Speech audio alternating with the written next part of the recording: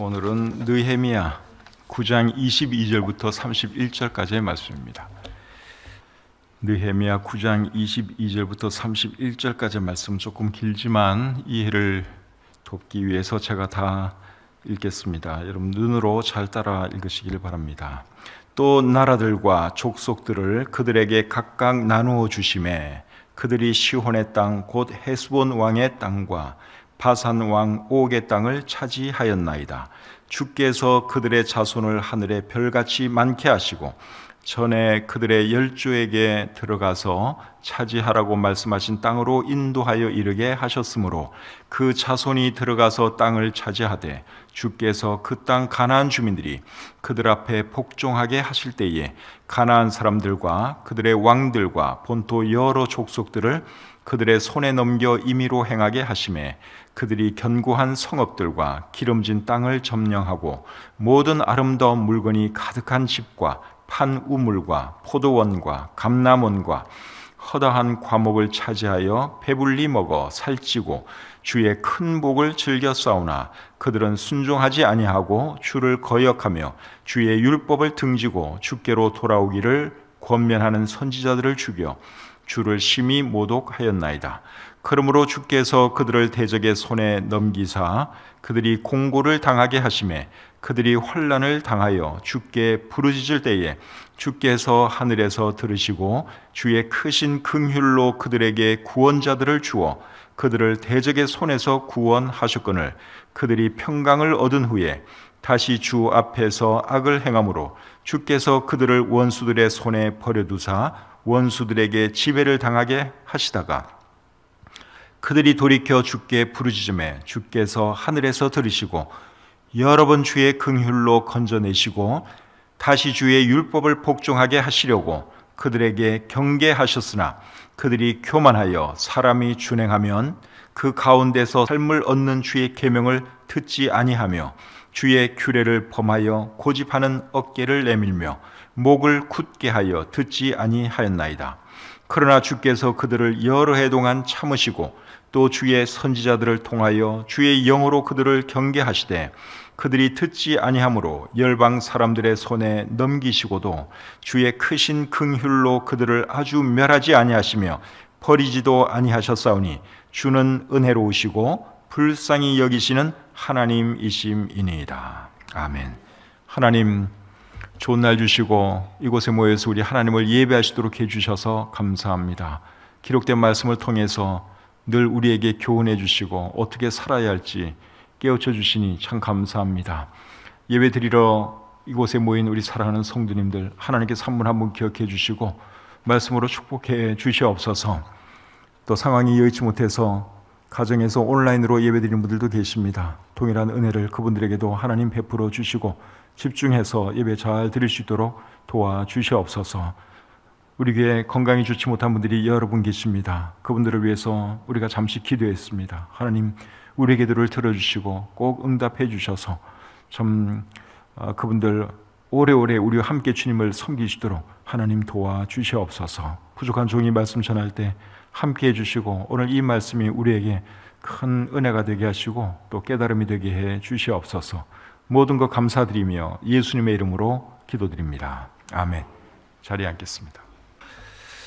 오늘 읽은 이 본문은 하나님께서 이스라엘 백성으로 하여금 가나안 땅으로 오게 하셔서 가나안 땅을 정복하게 하시는 말씀으로 시작되고 있습니다. 이스라엘 백성이 가나안 땅으로 와서 제일 먼저 점령한 땅이 어딘가 하면 시혼의 땅과 바산 왕 옥의 땅입니다. 22절에 그렇게 나와 있습니다. 또 나라들과 족속들을 그들에게 나누어 주심에 그들이 시온의 땅 곧 헤스본 왕의 땅과 바산 왕 옥의 땅을 차지하였나이다. 22절에 보시면 이제 두 땅을 차지한 것을 말씀을 하고 있는데 어떤 게 왕 이름이고 어떤 게 나라 이름인지 조금 헷갈립니다. 나라라고 할 건 없고 이제 땅 이름인데 어떤 게 왕의 이름이고 어떤 게 땅 이름인지 조금 헷갈릴 수 있는데 헤스본과 바산이 땅 이름이고 시혼과 옥이 그 땅 왕의 이름입니다. 이 두 땅은 다 요단강 동편에 있는 땅입니다. 그런데 이 두 땅은 정복하기 위해서 정복한 것은 아니고 어떻게 하다 보니까 정복하게 된 그런 땅입니다. 자, 민수기 21장 21절부터 26절까지 말씀을 제가 한번 읽어보겠습니다. 거기에 보시면 어떻게 헤스본을 정복하게 되었는가 잘 나와 있습니다. 민수기 21장 21절부터 26절까지의 말씀입니다. 이스라엘이 아모리 왕 시혼에게 사신을 보내어 이르되 우리에게 당신의 땅을 지나가게 하소서. 우리가 밭에든지 포도원에든지 들어가지 아니하며 우물물도 마시지 아니하고 당신의 지경에서 다 나가기까지 왕의 큰 길로만 지나가리이다 하나 시혼이 이스라엘이 자기 영토로 지나감을 용납하지 아니하고 그의 백성을 다 모아 이스라엘을 치러 광야로 나와서 야하스에 이르러 이스라엘을 치므로 이스라엘이 칼날로 그들을 쳐서 무찌르고 그 땅을 아르논에서부터 야보까지 점령하여 암몬 자손에게까지 미치니 암몬 자손의 경계는 견고하더라. 이스라엘이 이같이 그 모든 성읍을 빼앗고 그 아모리인의 모든 성읍 헤스본과 그 모든 촌락에 거주하였으니 헤스본은 아모리인의 왕 시혼의 도성이라. 자, 여기 보시면 이스라엘 백성은 그냥 그 땅을 지나가려고만 했습니다. 다른 거 아무것도 손 안 대고 잠시 지나가려고만 했는데 그 땅의 왕인 시혼이 군사들을 이끌고 이스라엘 백성을 공격했죠. 공격을 하니까 그대로 당하고 있을 수는 없잖아요. 그래서 방어하고 싸움을 하는 과정 중에 그 땅을 다 점령해버리고 맙니다. 그래서 그 헤스본 땅을 손에 넣게 된 것입니다. 그 다음에 민수기 21장 33절부터 35절 또 보겠습니다. 그들이 돌이켜 바산길로 올라가매 바산왕 옥이 그의 백성을 다 거느리고 나와서 그들을 맞아 에드레이에서 싸우려 하는지라. 여호와께서 모세에게 이르시되 그를 두려워하지 말라. 내가 그와 그의 백성과 그의 땅을 내 손에 넘겼나니 너는 헤스본에 거주하던 아모리인의 왕 시혼에게 행한 것 같이 그에게도 행할지니라. 이에 그와 그의 아들들과 그의 백성을 다 쳐서 한 사람도 남기지 아니하고 그의 땅을 점령하였더라. 자, 여기 보니까 이 바산 땅도 마찬가지입니다. 그냥 지나가려고만 하는데 그 왕이 또 공격을 해옵니다. 공격을 해오면 또 공격 안 할 수가 없죠. 안 싸울 수가 없는 거예요. 그래서 바산 땅도 쉽게 손에 넣게 된 것입니다. 그 사람들을 몰아내고 죽이고 그 땅을 점령할 생각은 아니었어요. 그냥 지나가려고만 그랬어요. 그런데 공격을 해오니 싸우지 아니할 수가 없었고, 그렇게 하는 과정 중에서 헤스본, 바산 이런 땅들을 이제 손에 넣게 된 것입니다. 하나님께서 이스라엘에게 복을 주시니까 이렇게 일이 쉽게 잘 풀립니다. 그러면 이 시혼과 옥, 이 두 왕은 왜 쓸데없이 이스라엘을 공격하려고 했다가 땅만 빼앗기고 말았을까요? 그 이유는 그들이 하나님의 뜻을 알지 못했기 때문에 그렇습니다. 하나님께서 그 모든 땅을 이스라엘 백성에게 주신 것을 그들이 알았다면 그들이 이스라엘 백성의 요구를 들어주었겠죠. 이스라엘 백성은 이 가나안 땅을 차지해야 할 사람이다. 그걸 그들이 알고 하나님의 뜻을 존중했다면 이스라엘이 요구하는 대로 그냥 좀 지나가자 그러면 그냥 지나가게 해주면 되는 거예요. 그런데 하나님의 뜻을 모르니까 굳이 싸우려고 했고, 싸우는 과정 중에서 그들의 그 땅을 잃어버리게 된 것입니다. 그래서 여러분, 사람이 하나님의 뜻을 아는 것이 이렇게 중요합니다. 하나님의 뜻 모르면 이 두 왕처럼 되는 거예요. 그래서 하나님의 뜻을 우리가 알아야 하는 것이죠. 기생 라합이 여러분 여리고 성의 멸망으로부터 구원받을 수 있었던 그 이유가 뭐겠습니까? 하나님의 뜻을 알았기 때문이에요. 이 여리고 성, 하나님의 손에 붙여진 성이다. 이제 이스라엘 백성들은 이 땅을 차지해야 될 사람들이다. 그가 알았기 때문에 그냥 자기 그 성은 망할 성이라고 하는 것을 알았기 때문에 결국 그 정탐꾼들을 숨겨주게 되었고 그녀는 구원받을 수가 있었던 것이죠. 여호수아 2장 8절과 9절 말씀을 제가 한번 잠시 읽어드리겠습니다. 또 그들이 눕기 전에 라합이 지붕에 올라가서 그들에게 이르러 말하되 여호와께서 이 땅을 너에게 주신 줄을 내가 아노라. 그러니까 결국 이 기생 라합은 뭘 알았느냐? 하나님의 뜻을 알은 거예요. 이 땅을 하나님께서 이스라엘 백성들에게 주셨다 하는 그 하나님의 뜻을 그가 알았기 때문에 뭐 다른 방법이 없어요.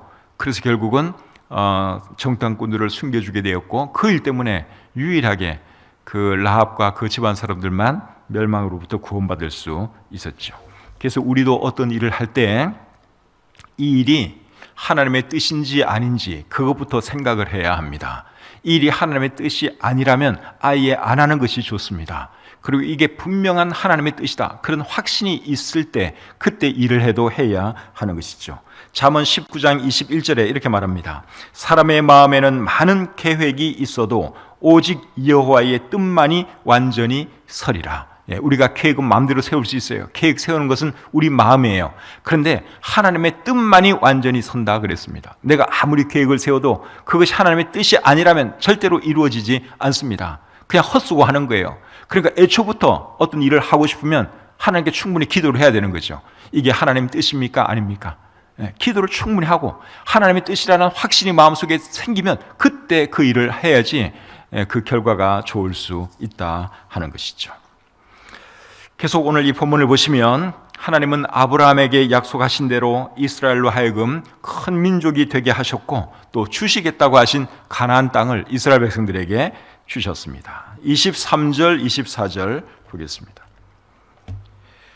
주께서 그들의 자손을 하늘에 별같이 많게 하시고 전에 그들의 열조에게 들어가서 차지하라고 말씀하신 땅으로 인도하여 이르게 하셨으므로 그 자손이 들어가서 땅을 차지하되 주께서 그 땅 가나안 주민들이 그들 앞에 복종하게 하실 때에 가나안 사람들과 그들의 왕들과 본토 여러 족속들을 그들의 손에 넘겨 임의로 행하게 하시매. 자, 여기 보니까 하나님께서는 이스라엘 백성들을 결국 가나안 땅으로 오게 하셨고 그 땅을 차지하게 하셨습니다. 전쟁할 때마다 이기도록 하나님께서 도와주셨습니다. 그게 왜 그런가 하면 하나님께서 아브라함에게 하신 약속 때문에 그런 것입니다. 가나안 땅을 너와 내 후손에게 주겠다, 하나님이 약속하셨죠. 그 약속을 하나님이 지키신 것입니다. 이런 것을 보면 우리 하나님은 정말 신실하신 분인 것을 알 수 있죠. 이스라엘 백성이 40년 동안 광야에서 생활하다가 젖과 꿀이 흐르는 가나안 땅으로 왔을 때 여러분 얼마나 좋았겠습니까? 광야에서는 먹을 것도 없지요, 마실 물도 넉넉하지 않죠. 모든 것이 부족했습니다. 그런데 젖과 꿀이 흐르는 가나안 땅에 들어오니까 얼마나 좋습니까? 다른 사람이 살던 집도 막 차지하게 되고 과실나무도 많고 물도 많고 농사도 지을 수 있고 너무너무 좋은 것이죠. 25절 말씀 보겠습니다.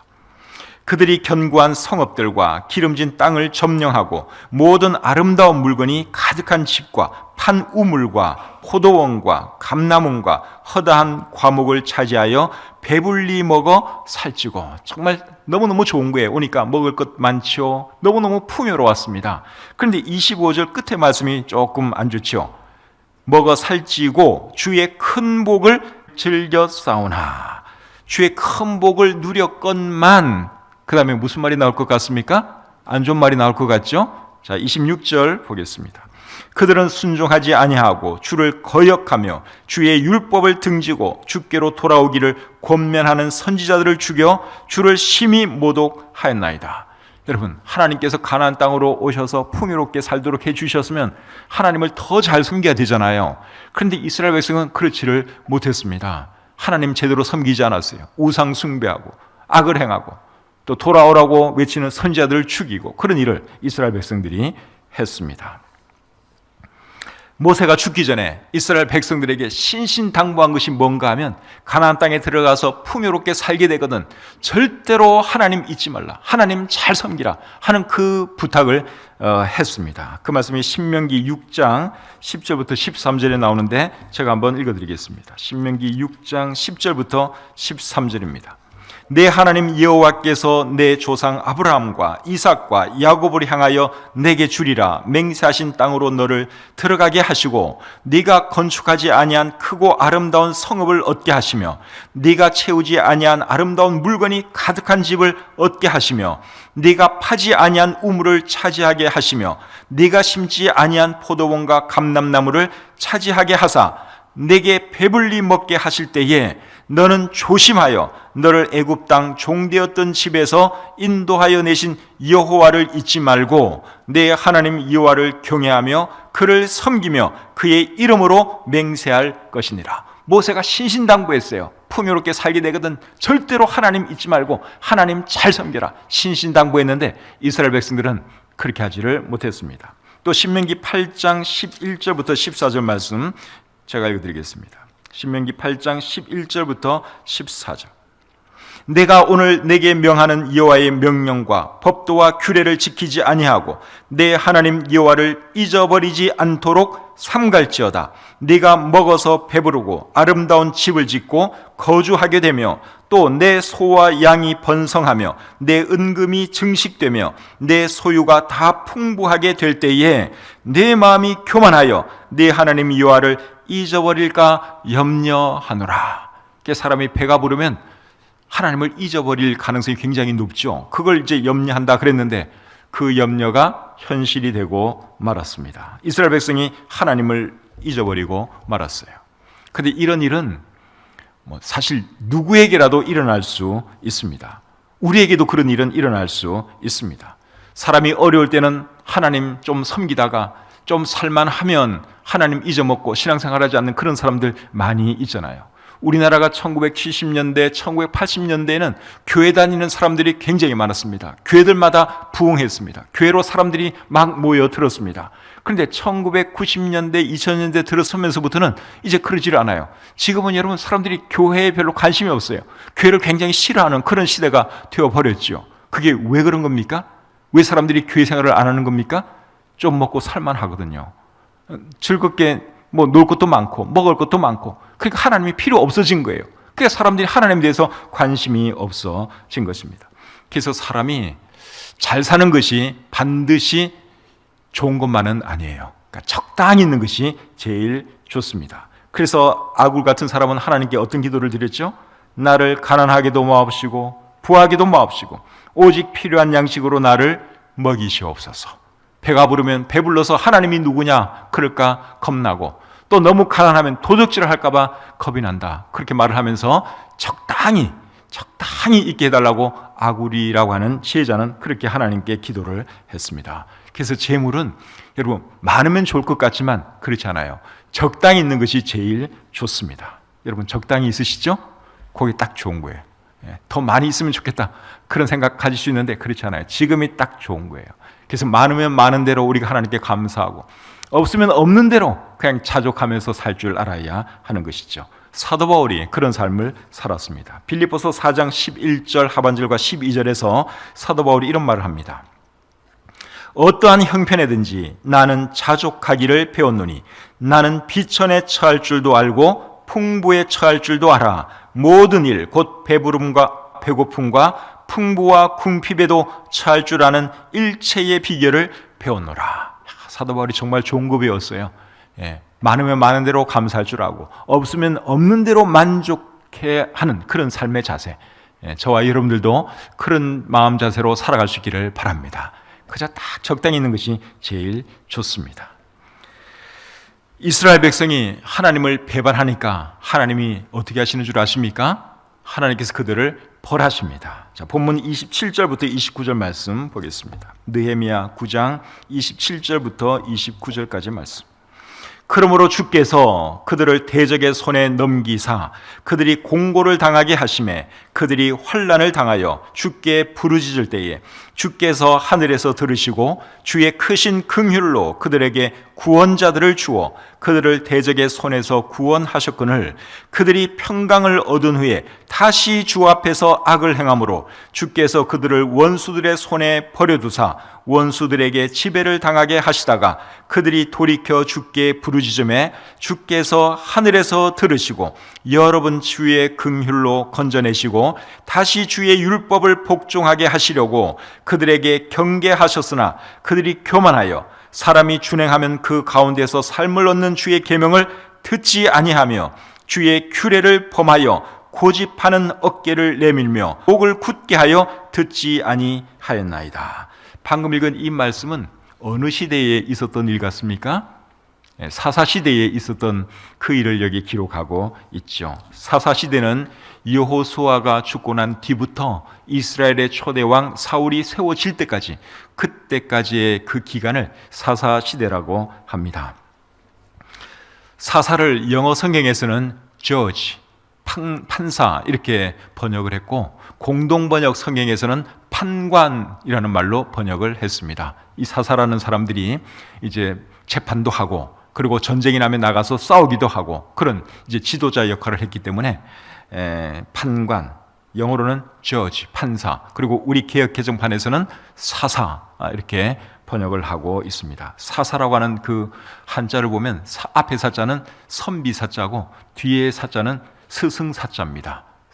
선비자 스승이다. 이제 그렇게 번역을 했습니다. 이 사사시대의 기간은 340년쯤 됩니다. 사사시대의 그 기간이 340년쯤 돼요. 여호수아가 죽은 해가 기원전 1390년경이고, 그리고 사울 왕이 세워진 그 해가 기원전 1050년입니다. 그래서 계산을 하면 사사시대의 기간은 340년쯤 됩니다. 사사시대에 대해서는 사사기에 자세하게 기록이 되어 있죠. 사사기의 내용은 굉장히 심플해요. 이야기는 많이 기록되어 있는데 전체적인 그 흐름은 아주 심플합니다. 이스라엘 백성이 하나님을 떠나 범죄하면 하나님께서 이웃 나라들을 일으켜서 이스라엘을 괴롭게 만드시죠. 환난을 허락하십니다. 그러면 너무너무 힘들어서 이스라엘 백성이 하나님께 또 살려달라고 기도를 해요. 그러면 하나님께서 사사를 일으켜서 또 나라를 구해주시고 평안을 주십니다. 그렇게 한참 또 평화롭게 살다가 또 좀 살만하면 또 교만해져 가지고 하나님을 안 섬겨요. 그러면 또 하나님께서 이웃 나라를 일으켜서 또 이스라엘 백성을 또 괴롭게 합니다. 그러면 또 하나님께 부르짖고, 그러면 하나님이 또 다른 사사를 보내셔서 이스라엘을 구해 주시고, 그렇게 해서 또 한동안 편하게 살다가 또 이 글이 계속 반복되는 거예요. 그게 사사기 전체의 내용입니다. 근데 사사기에는 총 몇 명의 사사가 나오는가 하면 몇 명의 사사가 나오죠? 12명의 사사가 나옵니다. 첫 번째 사사로 나오는 사람이 온니엘이에요. 온니엘은 갈렙의 조카입니다. 갈렙과 여호수아는 동시대 사람이죠. 그래서 갈렙, 여호수아 이런 사람이 다 죽고 나서 이제 사사 시대가 시작되는데, 첫 번째 사사가 갈렙의 조카 온니엘입니다. 그리고 사사기에 나오는 마지막 사사는 누군가 하면 누굴까요? 여러분들이 너무너무 잘 아는 삼손이 사사기에 나오는 마지막 사사입니다. 근데 실제로 사사 시대를 마감한 사람은 누구냐 하면 사실은 사무엘 선지자입니다. 사무엘은 사사 시대가 끝나고 왕정 시대로 넘어갈 때, 그때 이스라엘을 이끌었던 사람이죠. 그런데 우리 성경에 사무엘이 사사였다는 말은 없어요. 사무엘은 보통 선지자라고 그렇게 나오죠. 그런데 사무엘상 8장 1절을 보시면 사무엘이 자기 아들들을 사사로 세웠다는 말이 나옵니다. 사무엘이 자기 아들들을 사사로 세웠어요. 이런 말이 사무엘상 8장 1절에 나오고, 사도행전 13장 20절에 보시면 그 후에 선지자 사무엘 때까지 사사를 주셨더니, 그렇게 말씀을 하고 있습니다. 그러니까 사무엘 선지자도 사사 시대 사람이라고 할 수 있죠. 그리고 사무엘이 이스라엘의 초대왕 사울에게 기름을 붓고 왕으로 세우죠. 그래서 사사 시대를 마감하는 실제적인 사람은 누구였느냐? 사무엘 선지자입니다. 그래서 이 사무엘 선지자는 선지자이기도 하고, 사사라는 말은 없지만 어떻게 보면 사사 역할을 했던 사람이라고 할 수 있습니다. 그래서 제가 볼 때 사무엘이 이스라엘의 마지막 사사였다고 생각이 됩니다. 여호수아가 죽고 난 뒤에 이스라엘 백성이 하나님을 제대로 섬기지 않았죠. 그런데 왜 그들이 하나님을 제대로 안 섬겼을까요?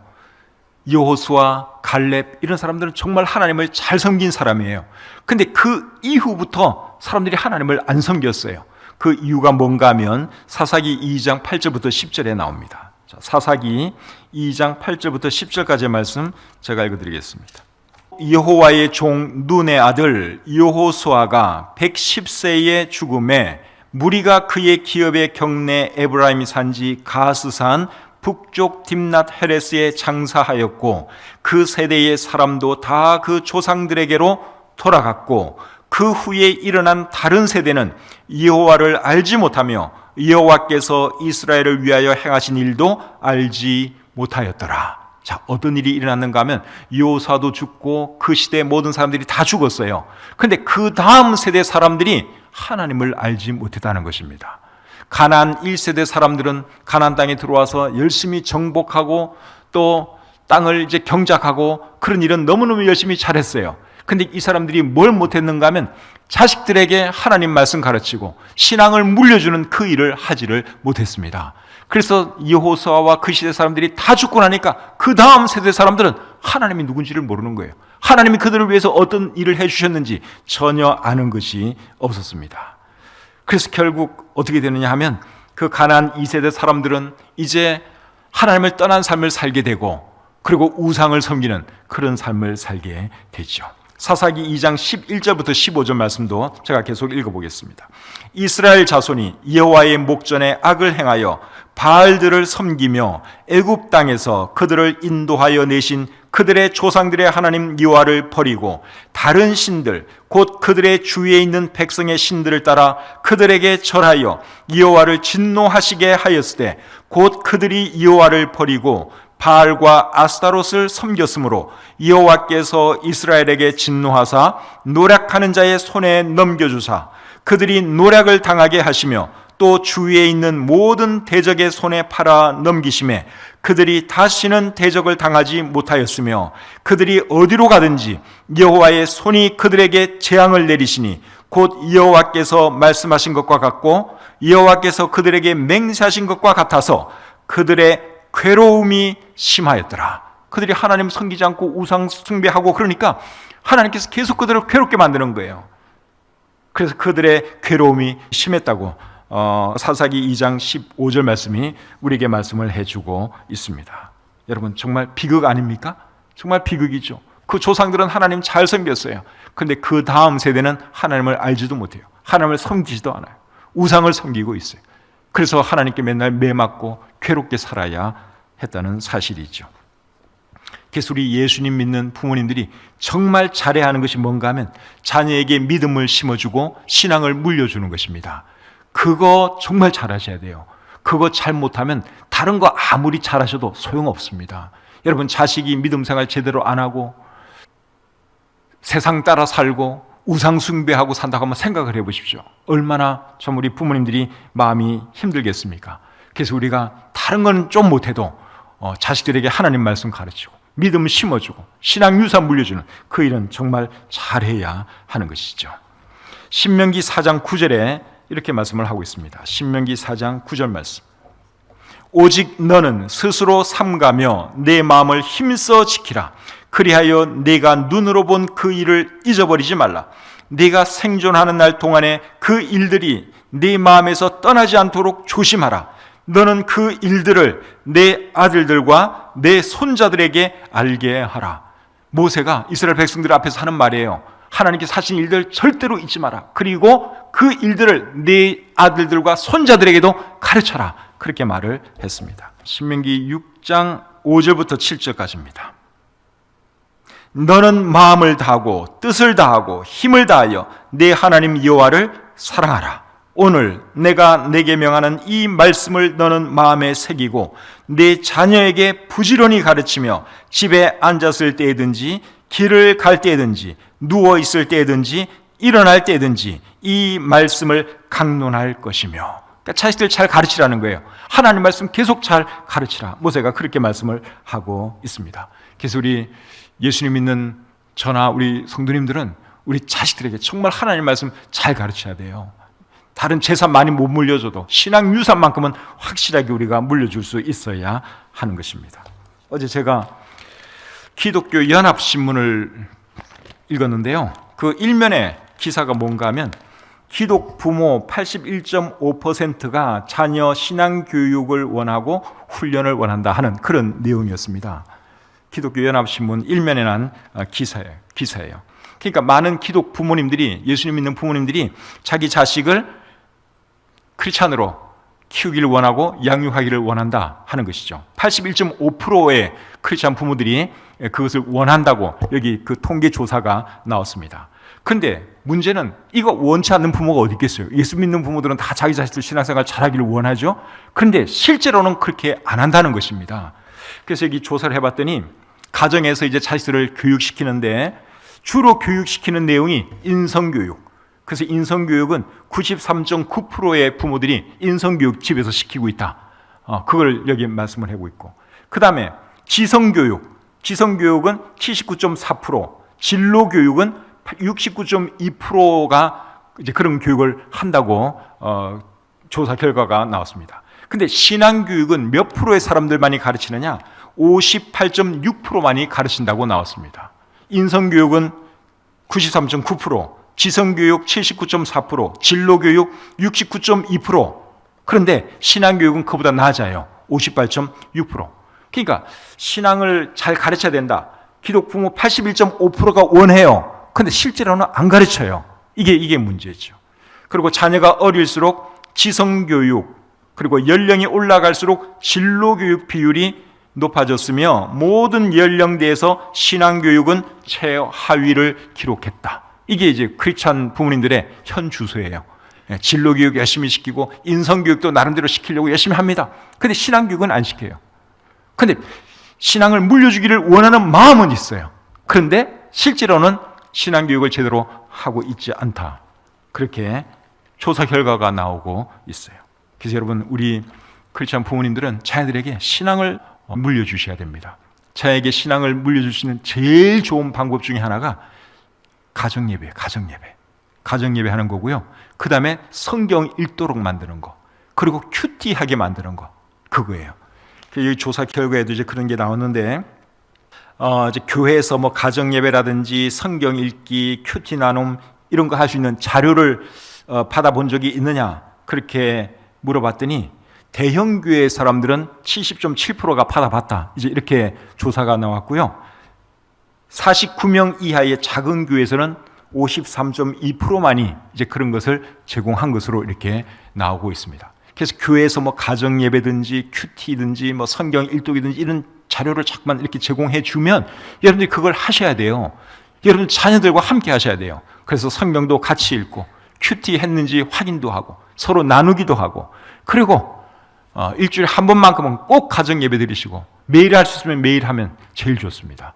그래서 우리 크리스찬 부모님들은 우리도 물론 신앙생활 잘해야 되지만 우리 대에서 신앙이 끊기면 안 되고 우리 자녀들의 대까지 그것이 이어질 수 있도록 우리 자녀들을 위해서 더 많이 기도하고 또 더 많이 힘써야 할 줄 믿습니다. 자, 사사시대 다음은 이제 왕정시대로 넘어가죠. 근데 왕정시대에도 이스라엘 백성은 하나님을 제대로 섬기지 않았습니다. 본문 30절, 31절 보겠습니다. 30절, 31절입니다. 그러나 주께서 그들을 여러 해 동안 참으시고 또 주의 선지자들을 통하여 주의 영으로 그들을 경계하시되 그들이 듣지 아니하므로 열방 사람들의 손에 넘기시고도 주의 크신 긍휼로 그들을 아주 멸하지 아니하시며 버리지도 아니하셨사오니 주는 은혜로우시고 불쌍히 여기시는 하나님이심이니이다. 방금 읽은 이 말씀은 왕정시대와 그 이후 시대에 대한 말씀입니다. 사사시대 그 다음이 이제 왕정시대죠. 이스라엘의 왕정시대는 통일왕국시대와 분열왕국시대로 나누어집니다. 1대 사울왕부터 3대 솔로몬 왕 때까지는 나라가 하나였죠. 근데 솔로몬 이후에 나라가 둘로 갈라져서 북쪽은 이스라엘, 남쪽은 유다가 됩니다. 그래서 이스라엘과 남쪽 나라가 둘로 갈라집니다. 나라가 둘로 갈라진 이유는 솔로몬이 하나님을 제대로 안 섬겨서 그랬어요. 솔로몬이 우상 숭배를 하다 보니까 하나님께서 벌로 네 자식대에 가서 나라를 나누겠다. 하나님이 그렇게 말씀을 하셨고 그 자식대에 가서 실제로 나라가 둘로 나뉘어졌습니다. 그래서 북이스라엘은 기원전 930년부터 722년까지 208년간 존속하다가 아수르 제국에 의해서 멸망했고, 남유다는 기원전 930년부터 586년까지 344년 존속하다가 바벨론 제국에 의해서 멸망하고 말았습니다. 근데 두 나라가 멸망한 이유가 뭔가 하면 우상 숭배 때문에 그렇습니다. 하나님 제대로 안 섬기니까 북이스라엘은 아수르에 의해서 멸망하게 만들었고 남유다는 바벨론 제국에 의해서 멸망하게 만들었습니다. 근데 하나님께서 다윗의 혈통을 이은 남유다는 다시 회복시켜 주시죠. 그래서 포로로 끌려갔던 사람들이 다시 돌아오도록 해주시고 돌아온 사람들이 또 다시 성전도 세웁니다. 성전이 다시 세워진 그 해가 기원전 516년이에요. 586년에 예루살렘과 유다가 망하고 성전도 다 무너졌는데 그로부터 70년 뒤에 유다 사람들이 다시 돌아와서 성전을 건축하게 되죠. 이런 거 보면 우리 하나님이 그래도 은혜와 긍휼이 참 많으신 분인 것을 우리가 알 수 있습니다. 그래서 31절이 이렇게 말하는 거죠. 주의 크신 긍휼로 그들을 아주 멸하지 아니하시며 버리지도 아니하셨사오니 주는 은혜로우시고 불쌍히 여기시는 하나님이심이니이다. 이스라엘 백성들이 잘못하면 하나님께서 매를 드세요. 그런데 아주 멸망하도록 해주지는 않았다는 것입니다. 다시 회복시켜 주시고 그 맥이 계속 이어지도록 하신 것이죠. 하나님의 은혜와 긍휼 때문에 그렇게 하셨습니다. 이제 말씀을 마치겠습니다. 이스라엘의 역사와 함께 해주신 하나님은 결국 어떤 하나님이셨어요? 은혜로우시고 긍휼이 많으시고 잘못하면 용서해 주시는 하나님이십니다. 느헤미야 9장 17절 하반절에도 이렇게 말을 합니다. 그러나 주께서는 용서하시는 하나님이시라. 은혜로우시며 긍휼히 여기시며 더디 노하시며 인자가 풍부하심으로 그들을 버리지 아니하셨나이다. 하나님이 정말 은혜롭고 긍휼이 많은 분이세요. 이스라엘 사람들이 그렇게 잘못하는데도 또 회개하면 용서해 주시고 망하겠다가도 또다시 회복시켜 주시고 우리 하나님이 계속 그렇게 하신 것을 볼 수 있습니다. 그런데 우리 하나님은 이스라엘 사람들에게만 은혜롭고 긍휼이 많은 하나님이 아니라 사실은 우리에게도 은혜와 긍휼이 참 많은 하나님이십니다. 하나님께서 이스라엘을 버리지 아니하시고 끝까지 함께 해주시는 그 이유가 뭔 줄 아십니까? 이스라엘을 통해서 누구를 보내셔야 했기 때문입니까?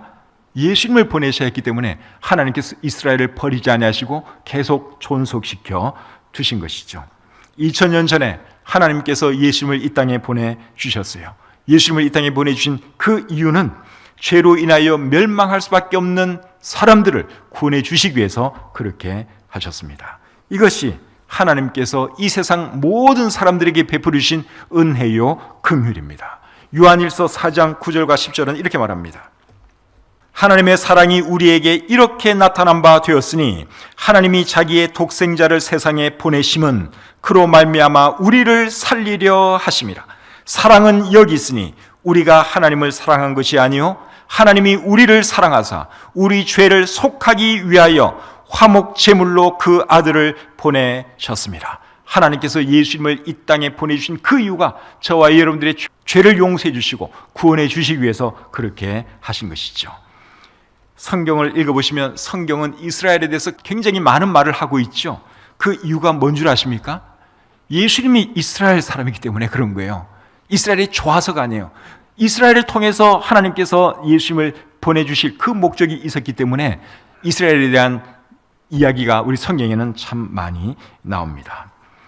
이스라엘 민족 조상이 아브라함인데 아브라함에게 하나님은 이런 말씀을 하셨어요. 창세기 18장 18절입니다. 아브라함은 강대한 나라가 되고 천하 만민은 그로 말미암아 복을 받게 될 것이 아니냐. 아브라함은 강대한 나라가 되고 천하 만민은 그로 말미암아 복을 받게 될 것이다. 그렇게 말씀을 했는데 이 말씀이 이루어졌습니까? 안 이루어졌습니까? 이루어졌죠. 영적으로는 예수님을 통해서 이루어졌고 문자적으로는 이스라엘을 통해서 이루어졌습니다. 지금 이스라엘이 강대한 나라가 된 거 여러분 다 알고 계시죠? 망했다가도 다시 살아난 나라가 이스라엘입니다. 그래서 이스라엘이 아주 인류 역사에서 사라졌다면 우리 성경에 대해서 조금 의심해 볼 수도 있어요. 이게 정말 맞는 말인가? 그런데 이스라엘이 지금 건재하잖아요. 강한 나라가 되어 있잖아요. 그러니까 이런 것만 봐도 우리 성경이 진실이고 사실인 것을 우리가 알 수 있습니다. 그래서 우리 하나님은 실제하시는 하나님이고 이스라엘을 사랑하신 것처럼 우리 모두를 사랑하고 계신다고 하는 그 사실을 늘 기억하면서 하나님 더 잘 섬기시는 저와 여러분들이 되시기를 우리 주님의 이름으로 축복합니다. 하나님, 좋은 날 주시고 이곳에 모여서 우리 하나님을 예배할 수 있도록 해주신 것 감사합니다. 느헤미야 9장 말씀을 통해서 하나님께서 얼마나 은혜로우시고 긍휼이 많으시고 또 용서하시는 하나님인지 다시 한번 잘 배울 수 있도록 해주신 것 참 감사합니다. 이스라엘의 그 역사를 통해서 하나님께서 예수 그리스도를 이 땅에 보내주시고 그 예수님을 통해서 우리가 죄사함 받고 구원받게 해주셔서 정말 감사합니다. 하나님을 더 잘 섬기는 우리 모두가 되게 해 주시옵소서. 가나안 1세대 사람들은 하나님을 잘 섬겼지만 2세대 사람들이 하나님을 저버리고 우상 숭배했기에 그들의 삶에 참 괴로움이 많았던 것을 오늘 들었습니다. 하나님, 우리들만 신앙생활 잘하는 것으로 만족하지 않도록 도와주시고 우리 자식 세대도 하나님을 잘 섬길 수 있도록 우리가 그들에게 하나님 말씀을 가르치고 또 가정예배 잘 인도하고 끊임없이 그들에게 영적으로 도전하는 우리 모든 크리스찬 부모님들 되게 해 주시옵소서. 우리 교회의 다음 세대 사역을 주님께 의탁합니다. 유초동부, 중고등부, 청년 사역을 하나님 축복해 주시고 더 많은 아이들, 청년들이 우리 교회에 몰려 나올 수 있도록 하나님 도와 주시옵소서. 우리 교회뿐만 아니라 대한민국의 모든 교회들마다 아이들이 많아지게 하시고 젊은이들이 많아지게 해주셔서 이 땅에 소망이 있게 하시고 또 이 땅 교회들에게 하나님의 소망이 있게 해 주시옵소서. 오늘 들은 말씀을 우리 마음속에 잘 새깁니다. 늘 잊지 않도록 도와주시고 참 하나님 보시기에 참 바르게 살게 하시고 신앙생활 더 잘하는 우리 모두가 되게 해 주시옵소서. 우리에게 허락하신 귀한 시간을 감사드리며 예수님의 이름으로 기도드립니다. 아멘.